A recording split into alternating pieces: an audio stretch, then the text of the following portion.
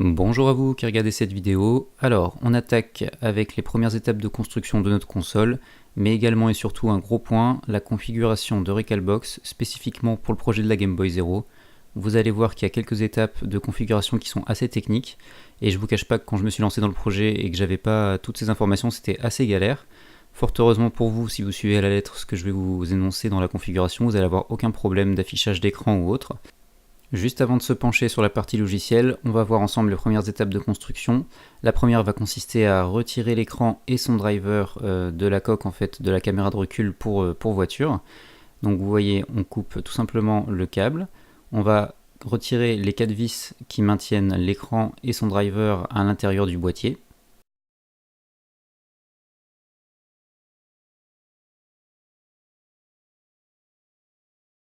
Voilà. On se retrouve dans cette situation-là. Vous voyez qu'il y a des câbles qui empêchent l'ouverture du boîtier complètement. Il s'agit tout simplement des boutons de réglage. Donc même chose, on a 2 petites vis à retirer. Ici, rien de compliqué.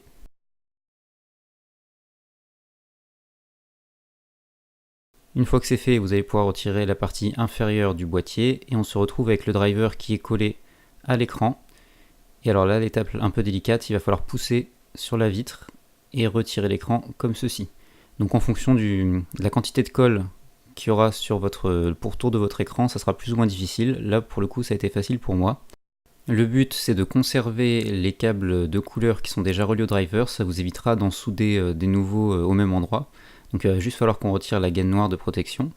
Et concernant les boutons de réglage, vous avez un petit câble JST, vous avez juste à tirer dessus et normalement ça se retire tout simplement. Donc ça, vous le conservez si vous souhaitez garder les boutons de réglage ou vous le mettez de côté. Et voilà, votre écran est prêt à être intégré à votre Game Boy Zero et on a gardé les câbles pour faciliter les branchements. On poursuit avec la mise en place des boutons et du circuit imprimé dans la console. La première étape va consister en fait à déposer une petite goutte d'étain sur chaque port correspondant à chaque bouton. Il ne faut pas en mettre beaucoup pour éviter que les soudures se touchent et fassent des courts-circuits. Donc voilà, vous soudez un câble par port de bouton, là il n'y a pas de difficulté. Je vous conseille de laisser une petite longueur de 20 cm de câble.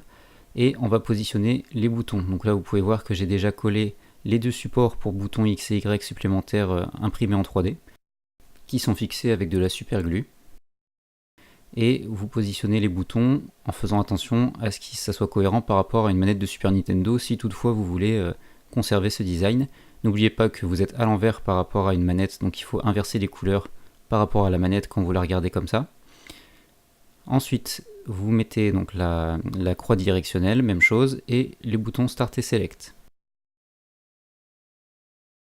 Une fois ceci fait, il va falloir recouvrir nos boutons avec des conducteurs. Donc les blancs, c'est pour les boutons A, B, X et Y. Vous les positionnez à l'arrière juste comme ça. Sachant que vous ne pouvez pas vous tromper vraiment dans leur positionnement puisque vous avez des petites aspérités en plastique qui servent de détrompeurs et qui viennent s'imbriquer dans nos conducteurs en silicone. Ensuite, on vient prendre notre circuit imprimé et on vient le plaquer contre nos conducteurs. Même chose, vous avez des emplacements pour les vis qui vont tomber pile sur les trous du circuit imprimé. En retournant la Game Boy, vous vous assurez que les boutons sont bien positionnés et surtout que les conducteurs ne présentent pas de défauts apparents, puisqu'une fois qu'on aura tout vissé, ce serait dommage de devoir tout recommencer. Une fois les vérifications terminées, on va pouvoir retourner à nouveau la console pour fixer définitivement le circuit imprimé à la coque. Vous prenez les vis d'origine de la Game Boy que vous allez repositionner aux mêmes emplacements, c'est-à-dire que c'est les mêmes emplacements que le circuit imprimé d'origine d'une Game Boy DMG01. Surtout n'hésitez pas à visser à fond afin que le circuit imprimé colle bien au conducteur et que vous n'ayez pas de problème quand vous actionnerez les différents boutons. J'ai oublié de vous préciser que vous pouvez également mettre un petit point de colle chaude sur toutes les soudures du circuit imprimé, ce qui évitera vos câbles de bouger lors des prochaines étapes de construction et de vous forcer à tout recommencer à zéro. Ça, c'était la partie échauffement pour commencer le projet tranquillement. Maintenant, on va s'attaquer à la partie logicielle. Je ne vais pas tout réexpliquer le fonctionnement de Recalbox parce que je l'ai déjà fait dans une vidéo complète quand j'ai réalisé mes tutoriels sur la construction d'un bar top avec un Raspberry Pi 3. C'est exactement la même configuration avec les mêmes principes. C'est juste qu'au moment de télécharger le logiciel Recalbox, vous allez pouvoir choisir sur quel système d'exploitation vous voulez l'installer. Vous avez juste à cliquer sur Raspberry Pi 0. Je tiens également à préciser que la version de Recalbox que vous avez téléchargée, c'est la 4.1. Et moi, j'étais sur la 4.0 au moment de la réalisation de mon bar top, mais ça change pas grand chose. Donc je vous laisse prendre connaissance de ma vidéo, je vais mettre le lien dans la description. Une fois que vous avez installé pour la première fois Recalbox sur votre Raspberry Pi 0, vous allez tomber sur l'écran d'accueil. Arrivé à ce stade, la première chose qu'il va falloir faire, c'est configurer une connexion Wi-Fi, parce que c'est primordial pour pouvoir configurer correctement le logiciel Recalbox. Pour ce faire, vous allez aller dans Options réseau, vous cochez Activer le Wi-Fi sur On bien entendu, et vous renseignez les informations de votre box ou n'importe quel réseau dont vous avez la clé Wi-Fi. Une fois que c'est fait, vous redémarrez proprement votre Raspberry Pi 0. Et j'insiste parce que si jamais vous le déconnectez en retirant le chargeur brusquement ou en l'éteignant avec un interrupteur, les données que vous avez enregistrées au niveau de votre Wi-Fi ne vont pas être prises en compte par votre Raspberry Pi 0. Bien entendu, pour cette étape, vous pouvez utiliser un clavier filaire tout simple avec par exemple un adaptateur micro USB que vous branchez sur votre Raspberry Pi 0, et il vous faut également une source vidéo externe, donc un écran d'ordinateur ou votre télé fera tout à fait l'affaire, relié en HDMI. Maintenant que votre Wi-Fi est configuré, vous allez pouvoir rechercher sur votre réseau avec n'importe quel ordinateur le dossier Recalbox. Une fois encore, si vous voulez savoir où trouver ce dossier, vous avez juste à consulter la vidéo dont je vous ai donné le lien. Vous recherchez le fichier recalbox.conf et vous l'éditez avec Notepad ou tout autre logiciel concurrent. On va avoir deux objectifs à cet endroit. Premièrement, l'activation des ports GPIO de notre Raspberry Pi afin que les boutons soient détectés par le système, et également la configuration de la sortie vidéo par défaut. Vous recherchez la section D2 qui parle des ports GPIO et vous vérifiez que le chiffre qui se trouve ici c'est bien un 1 et pas un 0. Ensuite vous descendez et vous allez à Global Video Mode, vous vérifiez que c'est égal à défaut. Si c'est écrit quoi que ce soit d'autre, vous supprimez et vous écrivez défaut à la place tout simplement. Ensuite vous sauvegardez le fichier et vous le refermez. Le deuxième fichier qu'il va falloir modifier c'est le fichier config.txt. Alors celui-là est un petit peu plus difficile d'accès parce qu'il est protégé en écriture, donc il va déjà falloir qu'on lève la protection en écriture avant de pouvoir le modifier. Pour ce faire, on va communiquer en SSH avec notre Raspberry Pi 0, donc n'ayez pas peur pour ceux qui sont néophytes et qui n'ont jamais entendu parler de ça, c'est juste un système de communication. Pour ce faire, il suffit de télécharger un petit logiciel gratuit, soit Kitty, soit Putty, qui sont des concurrents. Voilà, je vous mettrai des liens dans la description, moi j'ai Kitty, mais l'un ou l'autre ça fera tout à fait l'affaire.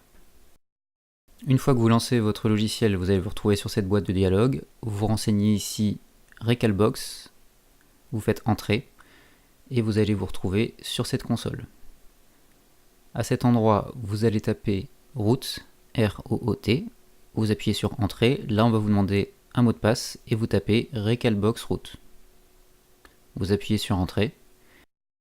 À cet endroit, on va pouvoir taper notre commande qui va permettre de lever la protection en écriture du fichier config.txt en tapant tout simplement, désolé pour mon accent d'avance, mount, M-O-U-N-T, un espace, moins O, un espace, remount, une virgule, RW, un espace, slash, boot, et vous appuyez sur Entrée.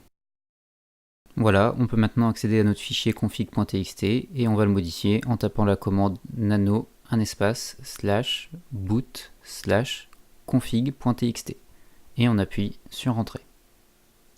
Il va maintenant nous falloir modifier ce fichier à plusieurs endroits. Dans un premier temps, vous cherchez la ligne qui s'appelle HDMI, le tiré du bas force, le tiré du bas outplug égale 1, et vous mettez un dièse en début de ligne. Juste en dessous, vous cherchez la ligne SDTV, le tiré du bas mode est égal à 2, et vous retirez cette fois le dièse. Au même endroit, vous appuyez sur Entrée pour créer une nouvelle ligne, et vous écrivez juste en dessous HDMI, le tiré du bas, ignore, le tiré du bas, outplug est égal à 1. Il ne nous reste plus qu'à appuyer sur CTRL X pour quitter le fichier. On va nous proposer d'enregistrer nos modifications, il faut faire bien entendu Y et appuyer sur Entrée. Et appuyer une nouvelle fois sur Entrée pour enregistrer au même endroit le fichier. On se retrouve une dernière fois sur la même console que tout à l'heure. On va renseigner la commande reboot REB2OT, ce qui va nous permettre tout simplement de redémarrer notre Raspberry Pi 0 afin qu'il prenne en compte toutes les modifications qu'on a apportées à Recalbox, étant précisé qu'à partir de ce moment-là, la sortie par défaut sera le composite et vous pourrez donc plus brancher votre Raspberry Pi 0 en HDMI. Voilà ce qui conclut cette vidéo. Dans la prochaine, on parlera d'un gros morceau puisque ce sera le branchement et les tests des principaux composants de notre Game Boy 0. Si vous avez des questions, comme d'habitude, n'hésitez pas à les laisser en commentaire et j'y répondrai si toutefois j'ai la réponse. En attendant, je vous dis à bientôt.